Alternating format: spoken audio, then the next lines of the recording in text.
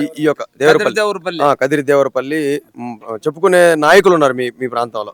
అప్పుడు వాళ్ళు ఏమైంది అసలు పరిస్థితి? ఇప్పుడు బయట నుంచి ఎందుకు తెచ్చుకుంటున్నారు నాయకుల్ని? అసలు వాళ్ళు ఏంటి పరిస్థితి? అప్పట్లో వాళ్ళు కాంగ్రెస్ ప్రభుత్వంలో బాగానే చేసిండారు. రాజశేఖర రెడ్డి చనిపోయిన తర్వాత ఇది అల్లకులాలం పట్టిపోయింది. ఇదంతా అంత ఆయన నుంచి మనకు రాజకీయ నాయకులు ఎవడు మన కంటికి కనిపించినటువంటి నాయకులే లేరు.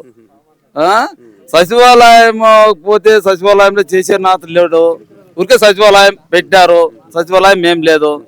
మరి ఎందుకు సచివాలయాలు పెట్టినారో ఏం కొత్త తెలియడం లేదు మనకు. 10 ఎకరాలు ఉంటే లేదు, ఏమీ లేదు, వర్తించదు అంటున్నారు. మళ్ళీ మేము చేతకనేటువంటి వాళ్ళు మేటికి పోలా, ఎవరు ఇస్తారు మాకి? ఎవరు ఇయ్యలేరు కదా. గతంలో ఈ సమస్య లేదు కదా. గోవిందరెడ్డి అని, రామచంద్ర రెడ్డి అని, నరసింహారెడ్డి వీళ్ళందరూ ఉండేవాళ్ళు కదా అప్పట్లో బాగా నడిచింది. వాళ్ళు తదనంతరం ఎవరు అటువంటి నాయకులు మనకు దొరకలేదు. ఏదో ఈ ఉషారా అని అంటే ఆమె వచ్చి చేసా, ఆమె ఏం మనకేం చేయలేదు. ఉండేదంతా దోసుకొని ఎత్తుకొని వెళ్ళిపోయేసింది. అంతకు మించి ఇంకేం ఆయన చేయలేదు. ఇప్పుడు ప్రభుత్వం వీళ్ళందరూ మాది మాది అంటూ ఉంటారు. వీళ్ళ ప్రభుత్వం మనం చూసే కదా మనకు తెలిసేది. అంత కొత్త నాయకులు వస్తుంటారు కదా, చూస్తాం. వీళ్ళని చూసిన తర్వాత మనం తిరిగి లైన్కి ఇస్తాము, అంతే కదా. వాళ్ళు చేసి లోకల్ నాయకులు ఉండేవాళ్ళు, వీళ్ళు వాళ్ళ సమస్యలను ఎలా పరిష్కరించేవాళ్ళు అప్పుడు మీ కాలంలో, మీ 20 సంవత్సరాల పరిధిలో? అప్పట్లో బాగానే జరుగుతున్నావు కదా. అప్పుడు ప్రతి ఒక్కటి మనం ఏం కావాలనుకున్నా మీ సేవకు పోతే మీ సేవలో పనులు అవుతుండే. ఇప్పుడు సచివాలయాలు పెట్టిన సచివాలయాలు ఏమీ జరగడం లేదు. మరి అందుకోసం మనకు సచివాలయాలు ఎలా మీ సేవలను బాగా జరుగుతుండింది. మరి ఇప్పుడు వచ్చే ప్రభుత్వం లోకల్ నాయకత్వం ఎందుకు లోపించిందంటారు? ఎందుకు లేకుండా పోయారు లోకల్ నాయకులు? లోకల్ నాయకులు అందరూ చనిపోయినారు కదా, ఎవరు లేరు. అటువంటి నాయకులు లేరు, మాకి ఎవరు లేరు ఇంతవరకును. మరి ఉండే దాంట్లో మేమే సద్వినియోగం చేసుకుని పోవాలా. ఇప్పుడు వాళ్ళు వీళ్ళంతా వచ్చేసినారు, కలిసినారు. వాళ్ళు మనం చూడలేదుగా, మరి చూడుకొని మనం మెట్లు చేసేకైతుంది. కానీ జగన్మోహన్ రెడ్డి పరిపాలన ఎలా నడిచింది మరి 5 సంవత్సరాలు? జగన్మోహన్ రెడ్డి పరిపాలన జరుగుతోంది, మనకి లేదు. రైతాంగం కానీ ఏమి లేదు. బీద ప్రజలందరికీ ఏటోడు ఎస్సీ ఎస్టీ బీసీ అనుకుంటూ పోతూ ఉన్నాడు. మరి ఓసీలు మాత్రం లేదు. మరి ఓసీలు ఎట్లా బతుకుతారు? ప్రతి ఒక్కరూ బతికే అవకాశం లేదు. 10 ఎకరాలు అంటే ఏది వర్తించడం లేదు.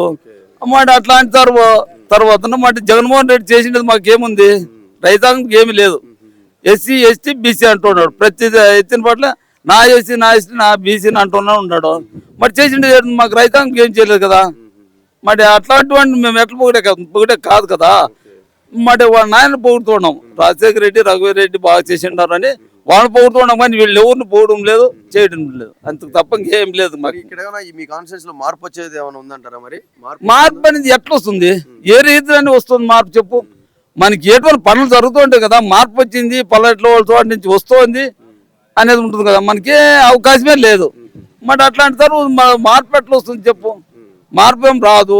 ఉండే వాళ్ళంతా దోసుకొని వెళ్ళిపోతూ ఉంటారు, అంతకు తప్ప ఇంకేం. పరిస్థితుల్లో మరి జగన్మోహన్ రెడ్డి గారు ఆలోచించి తలారి రంగయ్య గారిని ఎమ్మెల్యేగా పంపించారు వైఎస్ఆర్సీపీ పార్టీ తరఫున. మనం చూడలేదు కదా.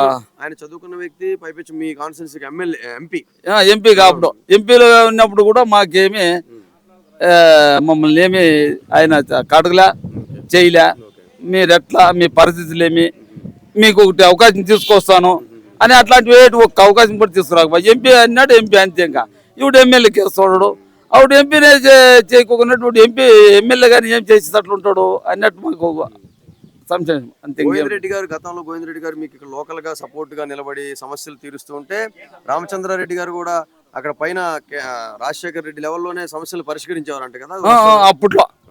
రాజశేఖర ప్రభుత్వంలో అటువంటివన్నీ జరిగిపోయాయి. రామచంద్ర రెడ్డి చనిపోయా, గోవిందరెడ్డి చనిపోయా. మరి ఎవరిని పట్టుకొని చేస్తాం? మాకు అటువంటి నాయకులే లేరు ఎవరు ఇక్కడ పట్టుకొని చేసేదానికి. ఎక్కడ మా మండలంలో లేరు నాయకులు. నేను అడిగితే నన్ను చెప్తే ఒక్కరు లేరు నాయకులు మాకు. ఏదైనా చూడాలంటారు ఇంకా అంతే. ఇప్పుడు ఏదో ప్రభుత్వాలు వస్తే ఇప్పుడు చూస్తే తెలుస్తుంది. ఏం చేస్తారో ఏం కదా అని మాకు తెలుస్తుంది, అంత తప్ప ఇంకేం లేదు కదా. అంతే కదా.